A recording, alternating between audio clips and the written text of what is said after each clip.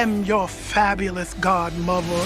Do you want to go to that ball and meet a bunch of rich people who will change your life? Yes, I was just crying and singing about it like 2 minutes ago. Then go you shall! Oh, look at that. This is different. I didn't Okay, Dad. You said you wanted to be a businesswoman. Cinderella is a romantic musical film released by Amazon on September 3rd, 2021. Based on the classic folktale of the same name, the film was written and directed by Kay Cannon, and it stars Camila Cabello, Nicholas Galitzine, Billy Porter, Idina Menzel, Minnie Driver, and Pierce Brosnan. It's probably not much of a stretch to say that everyone and their dog is at least familiar with the tale of Cinderella at this point, with the most popular version of the fairy tale dating back to 1697 being adapted near countless times to the screen since 1899, and having become synonymous with a very particular pop cultural brand name. Cinderella is a name that most people have been exposed to in one way or another. But as we all know, the idea of modernizing what came before is a concept implemented in entertainment since before the word modern was added to the dictionary. And with Cinderella making its upteenth return to the silver screen with a cast of all-stars and a story injected with modern sensibility, we gotta ask, what kind of an adventure are we in for? In this review, we're taking a closer look at the glass slipper in hopes of finding out who this fantasy was made to fit. The story begins in the creatively named River Nation, where 1/5 Harmony lives in the basement of her adoptive Karen, spending her free time teaching herself fashion design while also producing the soundtrack to Amazon's 2021 reimagining of Cinderella. Though dearest Karen tries to encourage her stepdaughter to train in the ways of being a sugar daddy's squeeze, Ela dreams of one day achieving the greatest honor of all, opening a kiosk in the Amazon marketplace.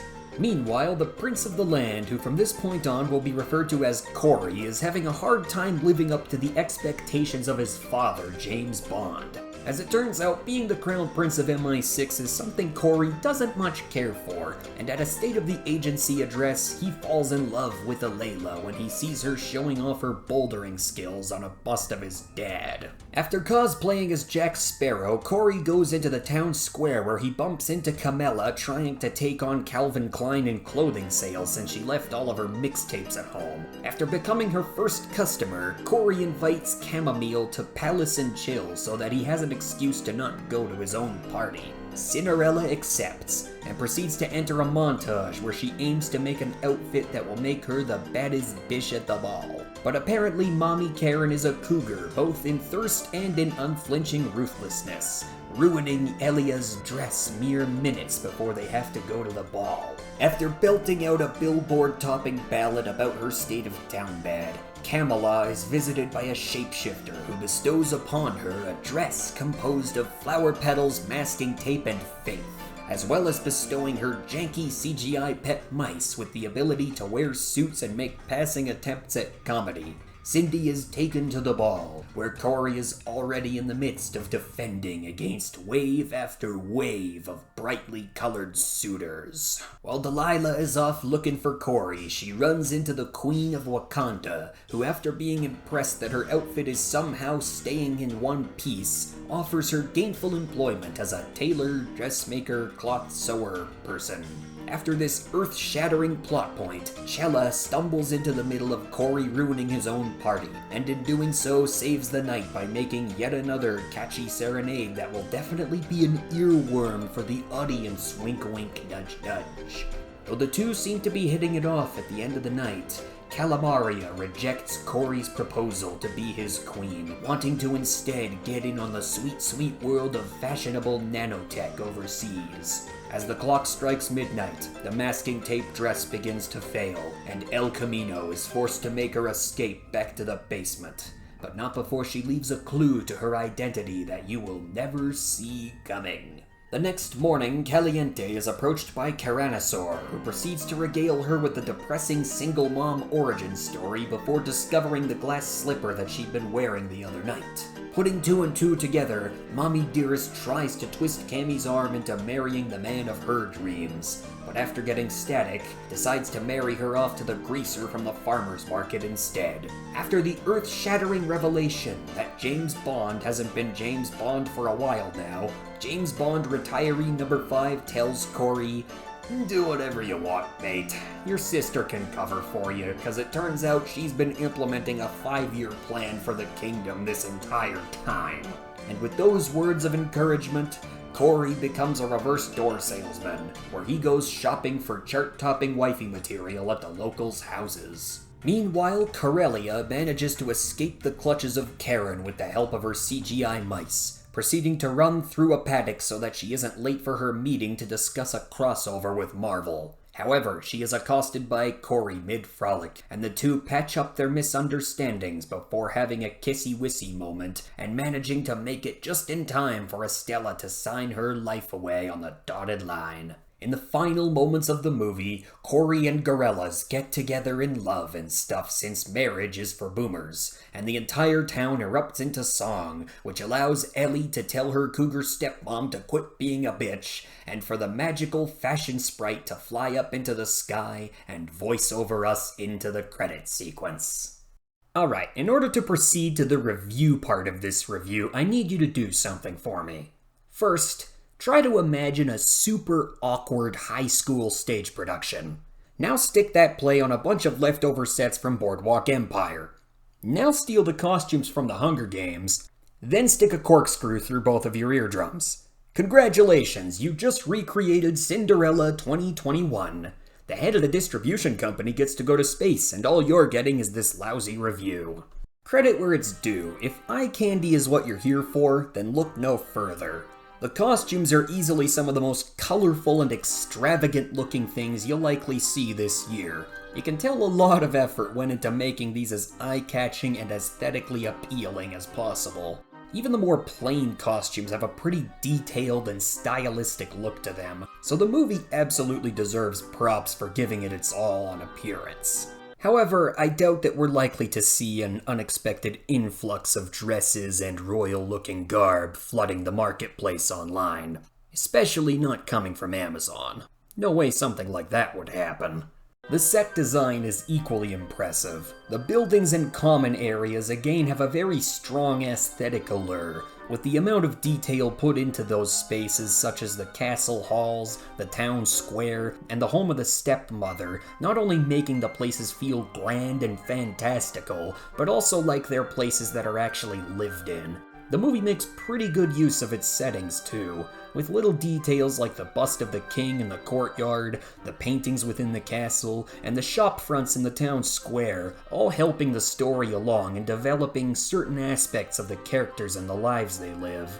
The movie keeps a pretty good pace, with the individual plot threads between Cinderella and Prince Robert being evenly divided and well balanced over the course of the movie. You feel like you get to know both of them and the worlds they inhabit, and the spirit of the original tale of two people falling in love and living happily ever after is still very much there. The side characters also have plenty of opportunities to inhabit the spotlight, allowing us to feel even more connected to this wonderful, wacky, water-worshipping world. The acting in this movie is there. Like honestly, everyone puts on a pretty good show. They make the characters feel genuine in one way or another, mostly, and you can tell they're having a lot of fun with what they're doing. That said, it's hard to say it's good.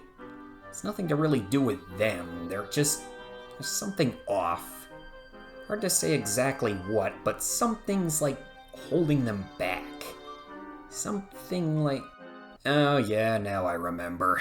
The movie's dialogue is basically a fan fiction lifted from Wattpad, fed through several comment threads on Tumblr, then catapulted through the front page of TikTok. The absolute amount of effort that goes into making the things these characters say #relatable is cringe-inducing to the point it will keep you up at night. I'm not even confident that the audience these interactions were designed for are gonna be totally on board with this. A lot of the problems seem to come from the moments where the film is trying to use humor. Given that most of the dialogue appears to be created by committee, you just end up with a whole bunch of shticks that show us that there is in fact a difference between being humorous and being funny. Spoiler alert, the film is not the second one of those. Further to the point of spoken word leading to moviegoers grinding their teeth into paste is the musical segments. Musicals on the big screen are usually an affront against God at the best of times, but this movie, in its balls-to-the-wall attempt to snag the attention of a generation of ADD-ridden phone zombies, takes one to know one, ends up committing more than a couple crimes against humanity. With maybe 2 exceptions, there isn't a single original song performed in this entire movie. And the only thing the performance of these songs do is remind the audience how much they'd rather be listening to the original rendition.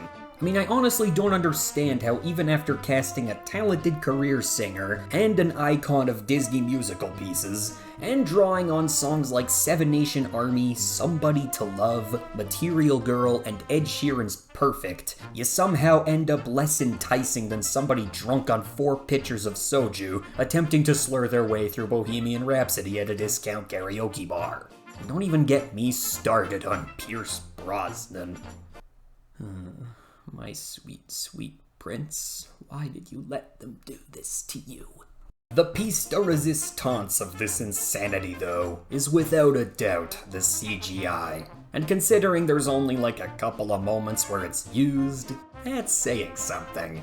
Of the 4 scenes I can remember featuring CGI in this movie, 2 of them were alright. Like, they looked good and they served a decent purpose.